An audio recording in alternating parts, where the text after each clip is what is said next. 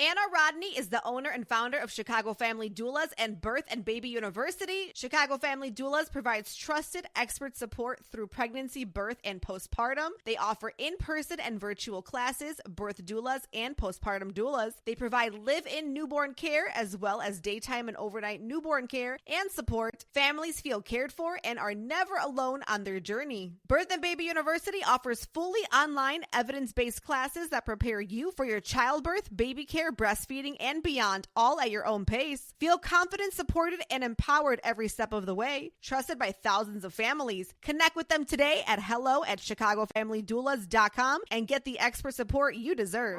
Welcome to the Mommy Collective. I'm Paulina Rowe, radio host, TV contributor, writer, and mom of one. This is where ambitious moms come to keep their identity intact while navigating motherhood. Here we talk about the real stuff: career, money, relationships, identity, and everything that gets messy in between. You won't find sugarcoating or cliches. What you will find are unfiltered conversations, real resources, and proof that you don't have to lose yourself to be a good mom. The Mommy Collective is here to remind you can be ambitious, you can take up space, and you can thrive in motherhood and in everything else that makes you, you. Before we get into the episode, make sure you're following the Mommy Collective on Facebook, TikTok, and Instagram, and share this podcast with a mommy in your life who needs a little inspiration or just a reminder that she's killing it. Also, don't forget to sign up for our newsletter and leave us a review so we can keep showing up and reach every ambitious mom out there doing big things. Let's get into it.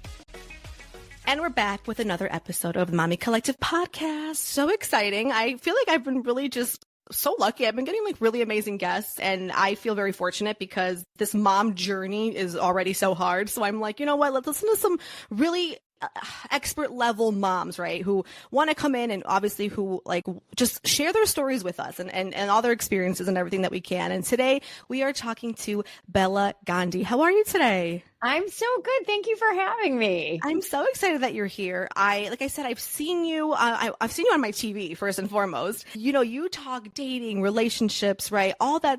I mean, it doesn't matter what point you are in your life. If you are even, I think we'll talk about this too, but like even when you're married, like there's got to be some dating still going on, right? Within you and your partner, like there better be. That's what I'm saying. Like we got to keep that spark alive, and we'll definitely get into all that as well. And obviously you're a mother. How many kids do you have? I have 2 kids. Oh my God. What are their ages? 17 and 21. Stop it. Oh my God. Do you love this era though? I would never have known that. Like honestly, just looking at you, I'm like, I would have never known that. Oh, thank you. I know. I feel like, I feel so much younger. Kids keep you young, I think. So I love this era. I've loved every era of having kids, but it's like anything. There are certain things that are hard that get easier. And as your kids get older, there are things that, aren't so easy anymore. So it's raising this thing that you give birth to ultimately that depends on you, but you're raising it to become independent and not need you. So it's like this, it's an amazing experience. And there's nothing that stretches your boundaries of being a human being, like being a parent and being a mom. 100%. Oh my gosh. So yeah, you are in a whole new era. I mean, essentially, like you kind of, are you like an empty nester? Are we getting there? Where are we at? Getting there. I have 2 juniors. So I have a junior in high school and a junior in college. So yeah. Absolutely. So getting to the point where I'll be an empty nester, but both of my kids want to live in Chicago. My family sounds like yours. We're very tight. We live within a couple of miles of each other, and my kids want nothing different. They want to be right here. My son said, Mommy, let's get a compound where we have 3 houses, where you guys live in a house, I live in my house, and his sister Jaden lives in her house. I was like, done. Oh, how sweet is that? I love it. I know. That is so beautiful. But that's also a testament, I think, to, your journey as a mom, right? For your kids to want that and want to feel that. You are home, and I hope that my daughter, I pray to God that she says, I mean, I'll let her do what she wants, but I really hope she comes back and does say that, she would love to be near me, live near me. I just want her to be a part of my life when she gets older in that sense, because I know a lot of things change, right? We've all been there, if we're going to be honest. Like, I've tried I'm going to go move somewhere thing. And you know what I did? I came right back. Come right back, right? We're like boomerangs. 100%. So Bela Gandhi is a dating relationship expert, TEDx speaker, founder of Smart Dating Academy, and even featured on the most national local media outlets, including Good Morning America. That is where I've seen your recent segment, by the way. I want to say it was maybe half a year ago, but I did see you on GMA. That's my Saturday mornings, by the way. I'm a GMA girl. I own it. It's just like my thing, my coffee, the baby, we're all up. Steve Harvey, Today Show, Kelly Clarkson, and then, of course, ABC, NBC, Fox, and so much more. And then Smart Dating Academy. It's become one of the nation's top dating coaching firms. So I can't wait to dive into that, because I do think that a lot of times when it comes to dating, and I've said this to you kind of off the air, it's got to be different when you have kids. And I am married, but I have, I was raised by a mom who got remarried, right? I have friends who are unfortunately going through a divorce, but have children, right? We're kind of at that age now. We're like 30s, almost mid 30s. So shit happens, life happens, right? And Amen. It's real. It's so real. It's so real. I want to dive into all that with you. But first and foremost, I kind of want to talk about Smart Dating Academy, right? Sort of how that came to be. How did you sort of get to this place, right? Today in 2025, how did Bela Gandhi get here? And, why dating? Why relationships? Why was that so interesting to you? Pinch is a concierge med spa that brings treatments like Botox, chemical peels, and microneedling straight to your door, because self-care should work around your life, not the other way around. Their board-certified nurse practitioners deliver medical-grade results, minus the med spa waiting room. Book solo or with friends, they call that a pinch party. Whether it's just you or a whole crew, it's expert care delivered your way. Visit bookpinched.com now.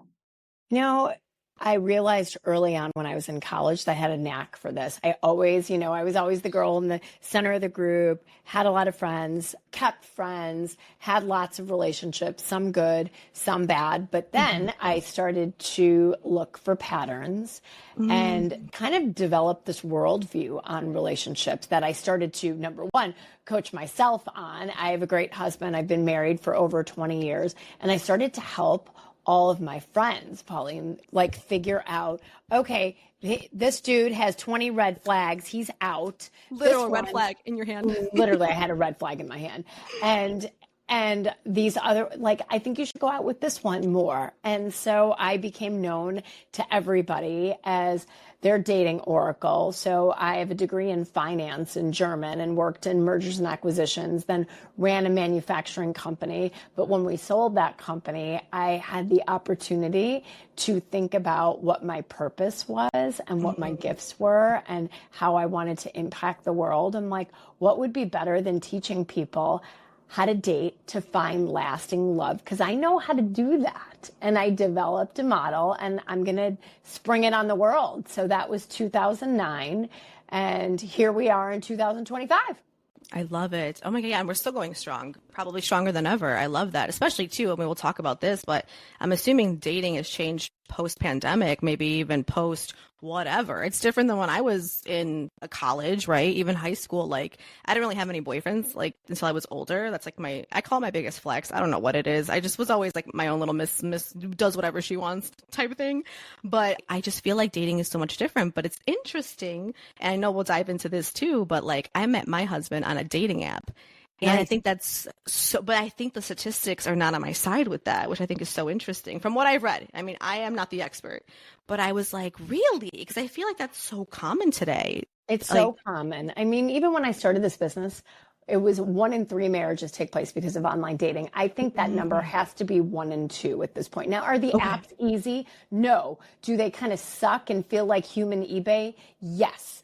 Okay. However, it's the best time in the world to date. If we didn't have the apps, how would we meet people at any age? My daughter's in college. Last summer when she was home, she was going on a lot of dates through what? Bumble. Ooh, on the okay. dating apps, right? And I'm like, you're 20. You should be out and about meeting people in class, doing this, doing that. She's like, this is the way everybody meets. Interesting. Okay. Gen See, Z grew up with smartphones. yes, I was just about to say, I mean, what about like Instagram and I don't know, Twitter or Facebook? Is that another form of online dating? I guess it can be, right? Like I've met people on Instagram. Is that weird? No, I mean, look, slide into the DMs, right? I mean, for younger generations, they snap each other, right? So it's like Mm. social media really ultimately can be dating apps, right? Look at Facebook now has a dating component to it. I have a client that got married to somebody that she met off of Facebook dating. So Interesting. look at any way you can meet another human as a potential pipeline. Because why not? You can meet people at work. You can meet them at church. You can meet them on the L. You can meet them in class. You can meet them wherever. Just be open to the possibilities. 100%. I agree with that. And what about back when you did start your business and obviously you were a mom to two already? Correct. What was that balance like? What was that sort of, I kind of want to take it back just for a second, just because I'm always so curious, right? The days are long. I know that they say the days are long, the years are short, but I am tired by the end of the day. So how does someone like yourself create this successful business while still raising two children? They were smaller at that time too. So like, how did that even work for you and your family? It was hard. I mean, my kids were 1 and 5 Oh my when I God. started my business. So imagine Babies. you've got your 1-year-old.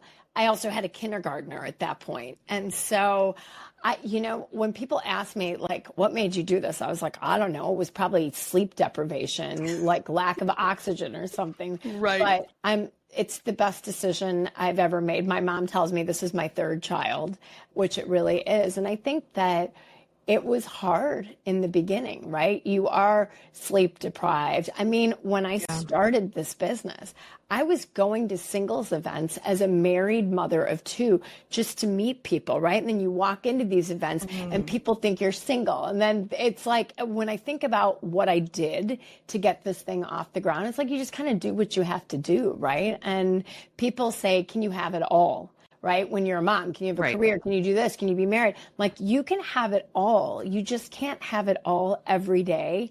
And you will feel like you suck at all of it and that you're crazy all the time. So that's my, thank you for listening to my TED Talk. No, but that's so real. And that's what I try to tell people. It's like, can I have it all? Well, first of all, right, can I have it all means different things to different people, right? Like some people are just very flat out like, I want one child, which is myself. I'm pretty set on one and done. But then there's people who want more. So then that will require more. So like all of that, I think just really depends on who you're talking to. But yeah, sleep deprivation, all of that is so real. But I love that you still went after your dream, even with a 1-year-old and a 5-year-old, which are both really, I mean, they're such fun ages, but they're hard. Those are hard. It's a lot going on. So like, what about becoming a mother for you, like changed kind of your perspective or maybe what you value in romantic relationships, right? Like once you became a mom, did you look at love differently? And not like with your children, but like as far as like your husband, like did you guys, I don't know, experience any kind of bumps in the road in your early stages of parenthood, or were you guys kind of more on the same team?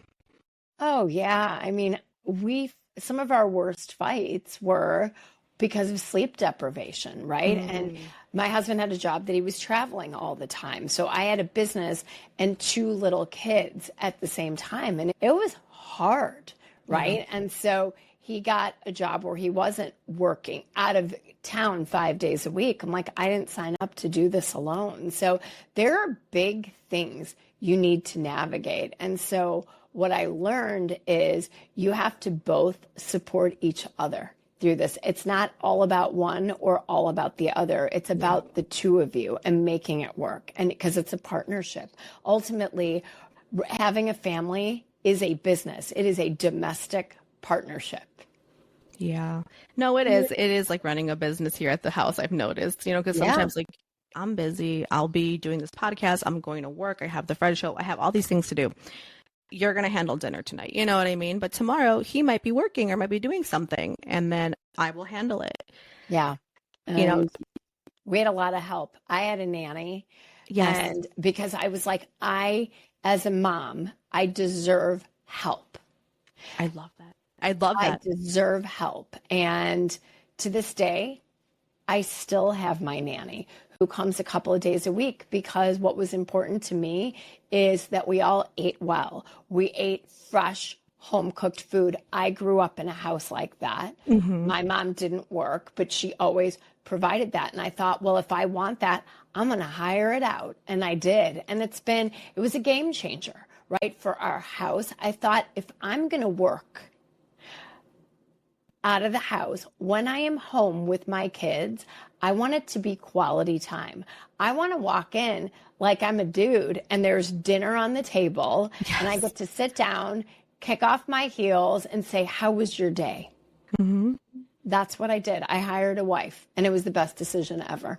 I love it. Oh, I'm waiting for that day. Even if it's just like part-time help, because like you said, I deserve help, and I deserve help. Such an advocate for that. And I'm always saying, like, first of all, this was never meant to be done solo, right? So first and foremost, and by that I mean the village. And whoever made that saying up, whatever, they knew what they were saying, because it is so true. I always say I am not the mother I am today without my mom or without my mother-in-law and my sister-in-law. She was just here.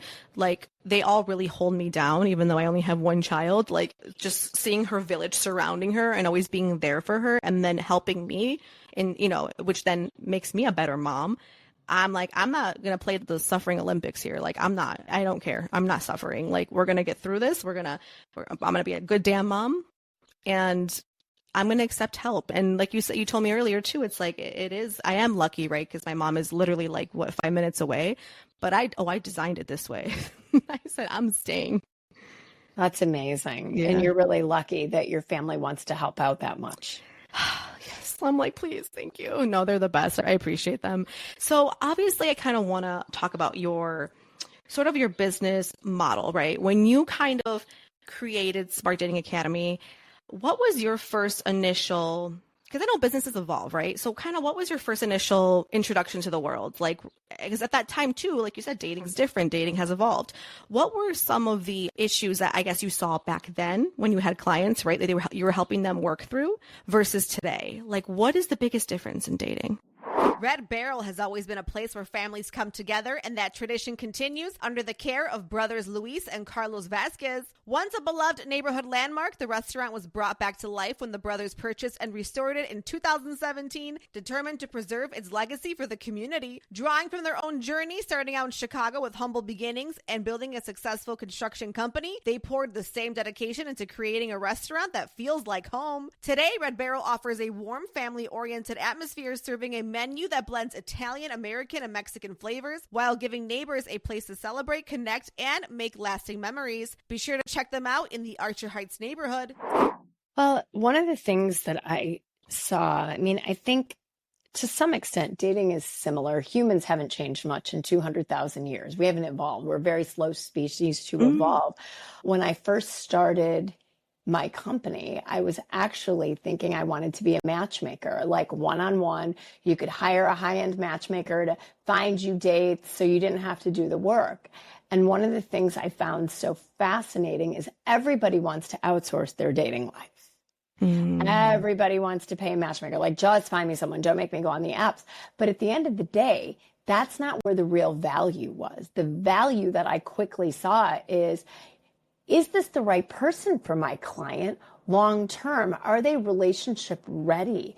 Do they share characteristics that make each other happy? Is the relationship easy? And so I stopped matchmaking altogether and developed this coaching program, because that's really where the secret sauce is. There's lots of different, what I call lids to your pot, right? There's a lot of people you can make it work with, but you have to know a system. Who is the kind of person that's going to make me happy? What are red flags that they're going to throw down early on? How do we pace this relationship to make sure it can stand the test of time? What are the things we should be asking, finding out about each other before we forget about become boyfriend, girlfriend, or girlfriend, whatever you're doing, but obviously before you come to the altar as well. So that's what we help people to do at Smart Dating Academy. Is truly is a teaching program that teaches you how to date smart, pick the right people. You learn a system, and then you have a one-on-one coach that walks you through this week over week.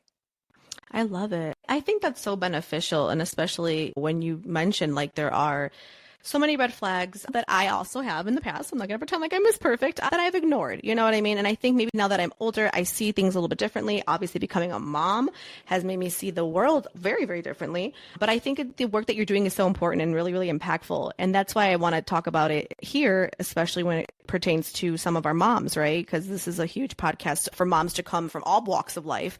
But we do have a lot of single moms or moms that are separated or whatever it might be, right? Or divorcing. And I think that one thing that I've noticed within that community of moms that are separated, right, or divorcing, but they have children is a lot of fear.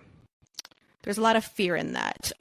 Personally, I'm on TikTok a lot, and there's videos that really piss me off, right? And a lot of those videos, and a lot of these are like little bots and men that I can't stand, who will say comments, and I think they're horrible comments because, like, I had a step parent, like, lived this experience.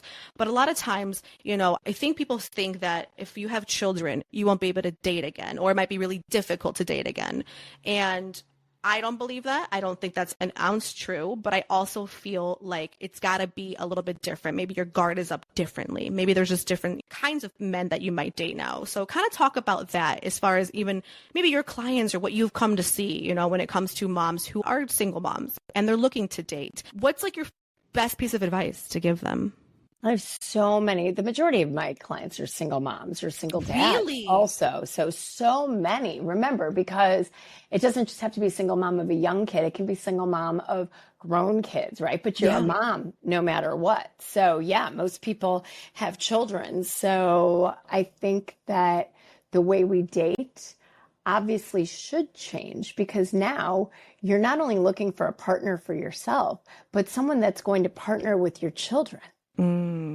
Right? This isn't just about you. If your kids can't stand this person, or this person says, I don't really do kids, that's not a partner for you. You signed up to have kids.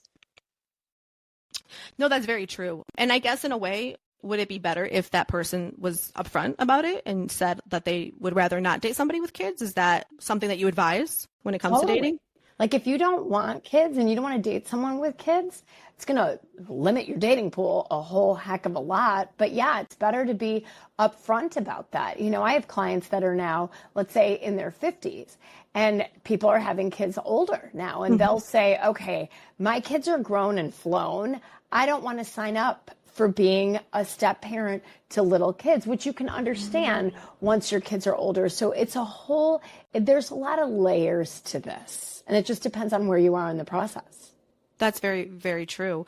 And what about, you know, do you see parents, single moms or dads that are dating? Do you ever see where someone's mind might change? Let's just say I met someone, I'm dating him, and then obviously I tell him I have a child. Then, you know, he's like, oh, I don't really know if I want to do the kid thing. Have you ever seen it where it comes back the other way, where the person changes their mind, or they try the relationship, or you kind of like stay away, like don't even? Yeah, I mean, I think typically, you know, I have a client, a guy, his name was Fred. He was a high school teacher out in the suburbs here in Chicago. And he was a single dad. And he said, you know what? I know how hard it is to be a single parent of a kid. I don't want to date somebody that has kids, because one is hard enough. And I said to him, but Fred, you're eliminating a whole portion of the population of women that are going to get you and get the complexity of your schedule being a single dad, right? And shepherding a kid back and forth and having weekends off and this and that.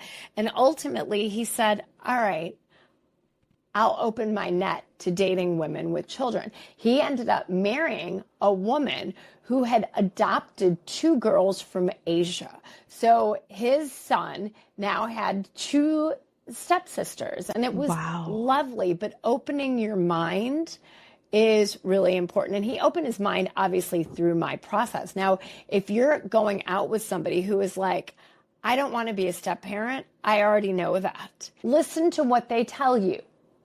Listen. People show us who they are. It's up to us to believe them. You can't change somebody. The only thing they can do, they can change themselves, but you cannot change them. So don't walk into this saying, but wait, you just haven't met my kids yet. No. If they said, I don't want to be a step parent, I don't want to do the kid thing, they don't want to. Yeah. No, it's not your job to change somebody else's mind, and you don't want that. You can't. And you can't. No, that is so real. And what about any advice for moms who might feel guilty about dating while having, raising their children? I think that's got to be another thought of feeling guilty in terms of time, right? Because when you're dating, that takes time away from your kids. It can essentially, or just feeling guilty of, I don't want to introduce somebody to my child, which I'd love for you to kind of chime in on that part too. When's the right time? So what do we do with the guilt? Well, guilt sucks. First of all, get rid of the guilt. Okay. So as a single mom, especially when your kids are younger, you can use video as your best friend. Once your little one's asleep or your kids are asleep, hop on a video and talk to this person before you have to agree to zhuzh up and meet them out. My clients that don't even have kids at home, I have them do video before they meet any prospective person out, because why wouldn't you? Protect your own time.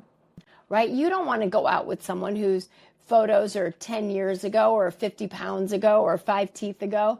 Get on a video and just vet that this person, you have a connection with them and that you would want to spend 2 hours zhuzhing up to go meet them. That's single parents' best friend is video after your kids are in bed. I love that, because one thing that we don't want to do, especially as parents, is truly like waste our time, right? Or totally put time into something that might not go anywhere. And if it's as simple as a video call or using video to sort of work through that, if you know what I mean, and figure that out, I think that's awesome. And that can be your best friend. Yeah, absolutely. And you can date around your kids' schedules. And you asked, when do you introduce someone to your kids? Yep. Later. I don't let my clients introduce their kids until they've been exclusive for 6 months and there's no red flags. Kids get attached so easily. You don't want a revolving door of mommy's newest boyfriend, right? Who then leaves 60 days later. Be guarded. These kids have giant hearts that attach so easily. I know. That's so true. Okay, that's great advice. So we're saying about 6 months, no red flags. After exclusivity, right? Like you're going to be dating. I want people to have a dating funnel before they agree to narrow it down to one and have a boyfriend, right? I like titles. I like conversations. This is what my program is about. Everybody needs to be clear and on the same page. Now, what about introducing, or maybe not even introducing, but mentioning your new partner after you're being, you're exclusive, after whatever, like, there's no red flags. What about telling your ex-wife, your ex-girlfriend, your ex-boyfriend, right? The person you share a child with, that's the parent of your child, the other parent. Do we have to tell him or her that we have a new boyfriend or girlfriend in the picture? Do we do that? I mean, if your kid's going to out it, you're probably better off getting in front of it, right? But I don't think you owe anybody anything. Just always manage the situation smartly. And don't tell daddy, right? Like that, the first thing they're going to do, somehow it's going to slip up. Mommy's new friend. Oh, I wasn't supposed to say anything, right? Yeah, no, that's great advice. Yeah, because at the end of the day, like, kids are smart, believe it or not. Yes. Kids are super smart. And yeah, you're right. Have to keep secrets. I agree with that. I love that advice. What about some of the red flags that moms should look for when they are dating someone new, right? So let's just say newly single mom, first time dating in a while. What are some red flags? Well, don't red flag yourself. Have you done the work to realize, why did I get divorced? What happened, right? We all had a role in what happened. Do you have a bad picker? Have you picked the wrong people that have lots of red flags? That is your work to do, right? So have you done that introspection? And do you now intentionally know who you're looking for qualities wise versus just someone hot that you have chemistry with?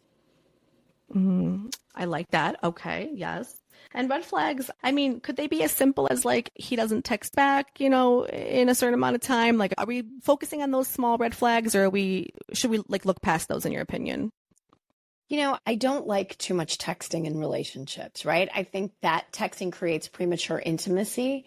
But if someone isn't responding to you for a few days, it's kind of a red flag, right? And most importantly, if they're not showing interest in you at a measured pace. I don't need somebody blowing up your phone 87 times a day.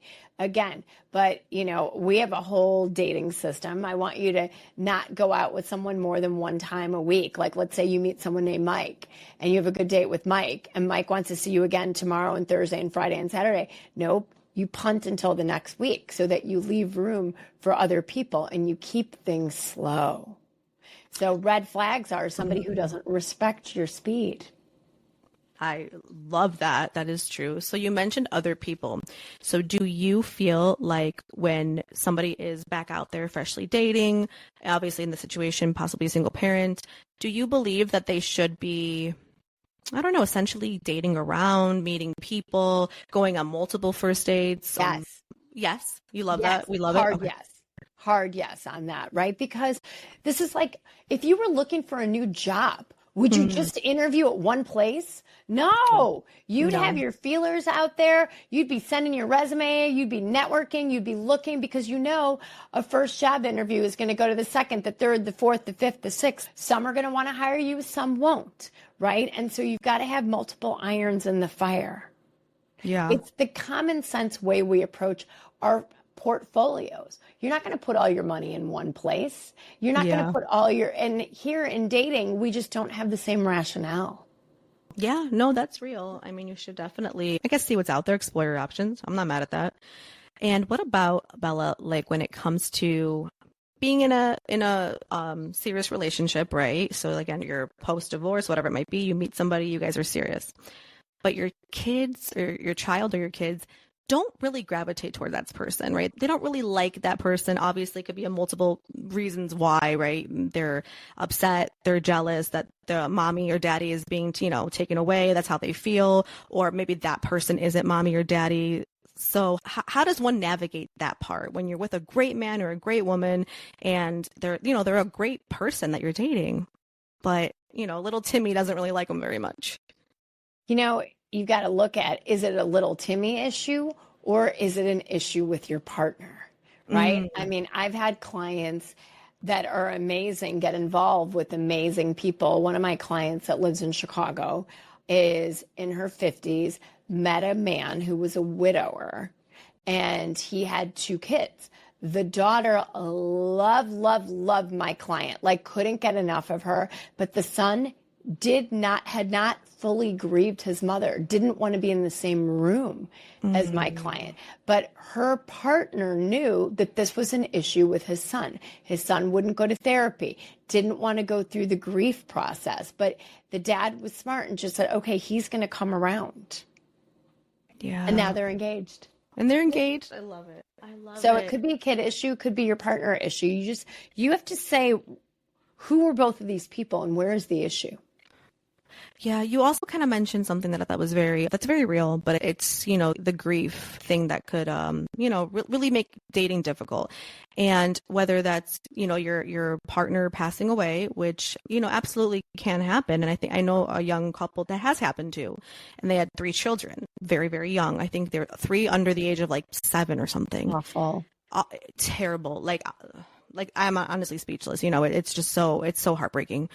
What's your advice to a parent that is a widow, right? And, doesn't have their partner here anymore, their spouse, but they have children or they have a family and they know they don't want to be alone forever, right? They want to go back out there and date. What's your best advice for navigating that, especially when somebody passes away? I think it's different for everybody.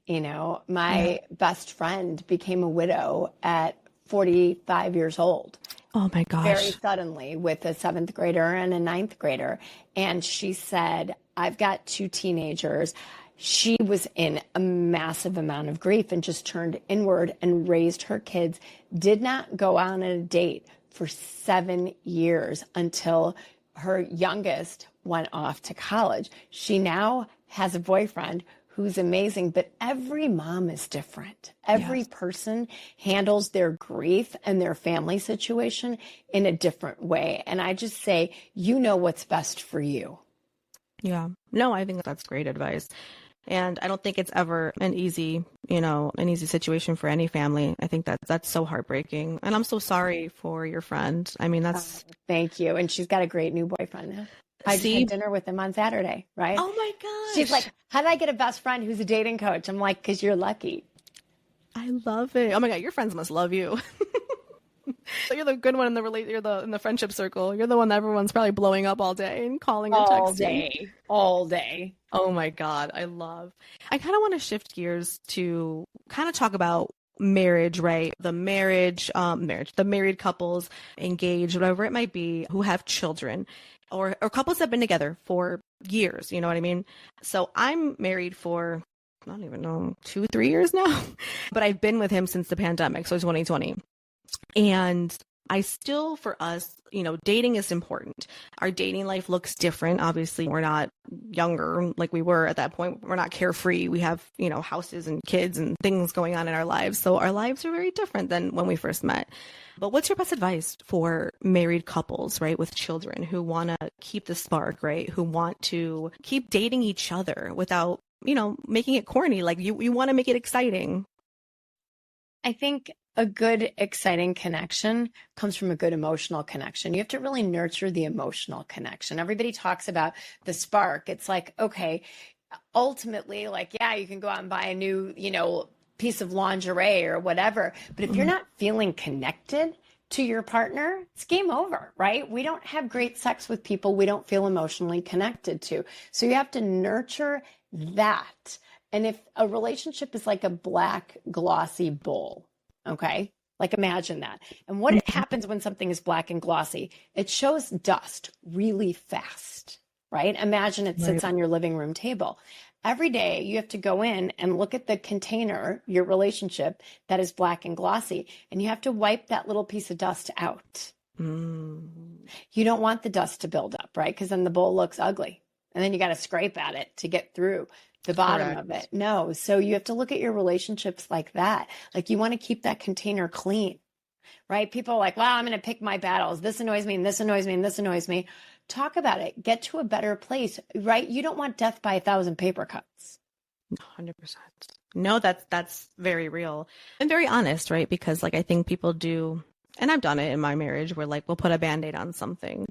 So, there'll be, like you said, lingerie or whatever, but I'm just like, no, like, and I told my husband this recently. I was like, I felt like, we were able to be so intimate last night or whatever, because I felt like that day and this might be a me thing, but like you heard me out. Like, you were holding it down at home while I was doing like all this stuff for work. Like you made me feel seen. You made me feel super heard. Like it was just a really good day where I felt like you were like pouring into me. And because you did that, you got what you wanted later on. I mean, we both wanted it, but you know what I mean? I was like, I just felt really good. I felt really, I felt fulfilled in my marriage. You know what I mean? Because it was, to me, I don't know if it's because I'm a woman, but I just felt so like emotionally good.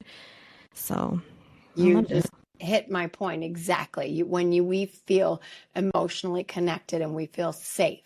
Yes. And we feel heard. And we feel provided for in whatever way. And I'm not just talking about financially, but like, did you take care of me and my needs? Yeah. That's what we need as women.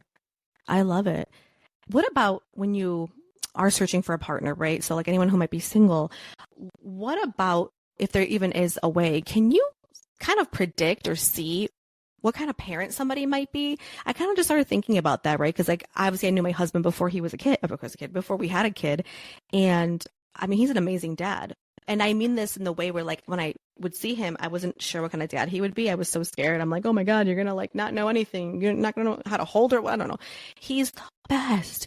And I'm just curious, like when we pick our partner, right? Like, are there any signs that might show us of being like, oh, like you're going to be a great mom. You're going to be a great dad. Because like a lot of times we are, in it to have children, have a family. Not always, but most of the time, Put yourself in an environment. Go around your friends that have kids or your nieces and your nephews. See what this person is like. If they can't be bothered with the kid, and if the kids don't gravitate towards them, then I don't know. You got something to think about. And if you don't know if you want kids, I tell my clients, spend a weekend, adopt one of your friends or your family's kids. Keep a child for 24 hours. Because that's reality of what it's like to have a baby. Why didn't anybody give us this advice, right? Yeah. No, I mean, that's actually really good advice. And if you survive those 24 hours.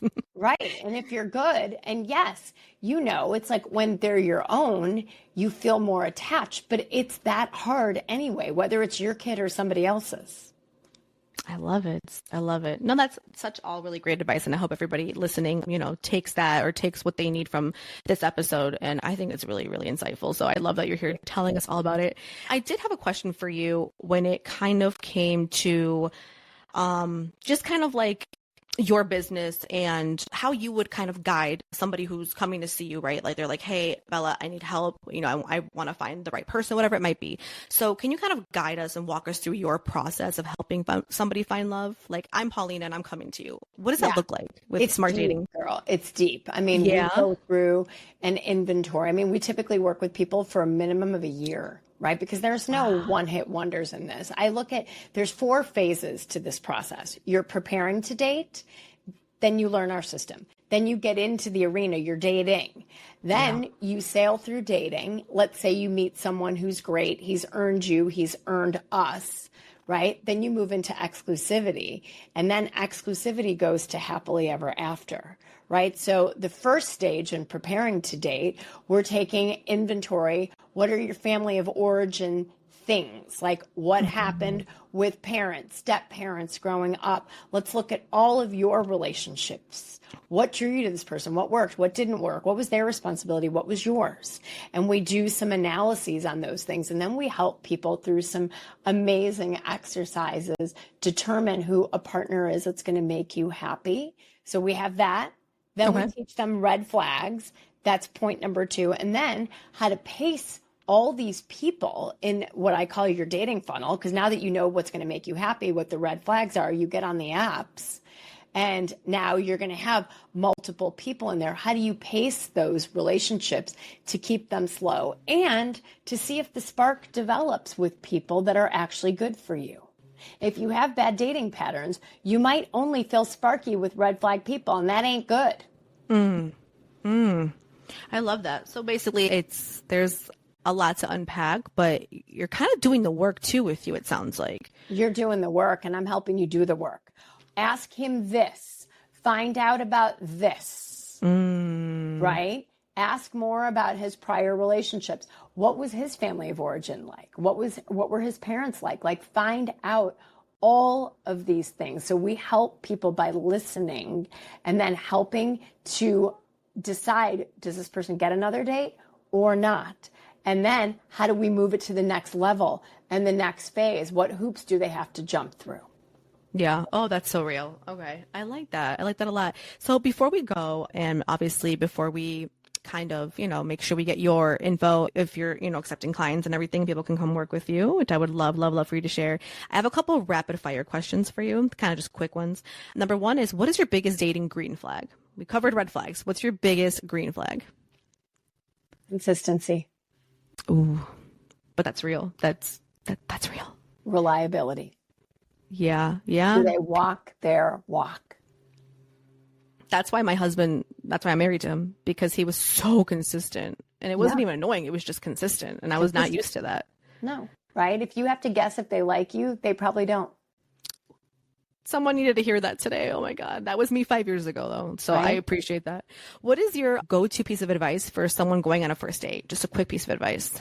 Do video before you agree to go out and meet somebody for 2 hours, right? And just like this, get on video. You know me probably a hell of a lot better now after this interview than if we would have just been on the phone call, because you can look at this person's inflection. So do video before you agree to go out with somebody in person. And don't tell me, I'm on Zoom all day, blah, blah, blah. Nonsense. Get on a video call. Get on a FaceTime before you agree to meet somebody. I 100% Thank agree. me later. Yes. No, I don't disagree with you. Because, photos can be deceiving, like you said, 50 pounds ago, whatever, 5-10 years ago. That's all of the reality, right? All of it. All of it. I love it. What is a self-care ritual that you swear by as a busy mom and business owner? Sleep well and do things that bring you joy. You have to pour into yourself, right? It's nobody's job to make you happy. What makes you happy?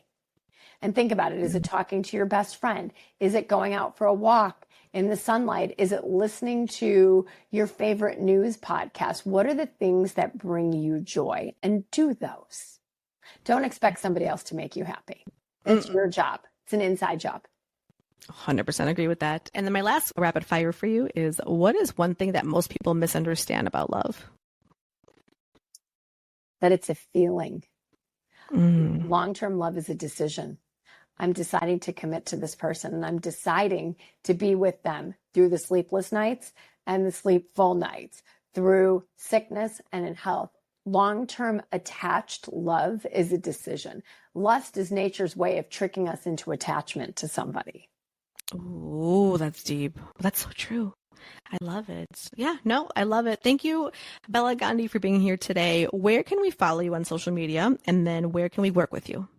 So listen to my podcast. There's almost 200 episodes, the Smart Dating Academy podcast, wherever you get your podcast, just like this amazing podcast. Follow me on Instagram at Smart Dating Academy. We post every day dating tips, inspirations, and then go to my website, Smart Dating Academy. If you're really ready to invest in yourself, that's how you do this. Awesome. We appreciate you. Thank you so much for being here today. Thank you. All right. I'll talk to you soon. Thank you. Thanks. Thanks. Vacation with Melissa is your full-service travel agency specializing in all-inclusive resorts and destination events. They create seamless, stress-free vacations for families, couples, and groups, handling every detail so you can simply enjoy. Vacation with Melissa also offers education programs and career opportunities in the travel industry, helping others turn their passion for travel into a rewarding career. Whether you're ready to book your dream getaway or start your journey as a travel professional, they're here to help every step of the way. Visit vacationwithmelissa.com or find them on Instagram at Vacation with Melissa LLC.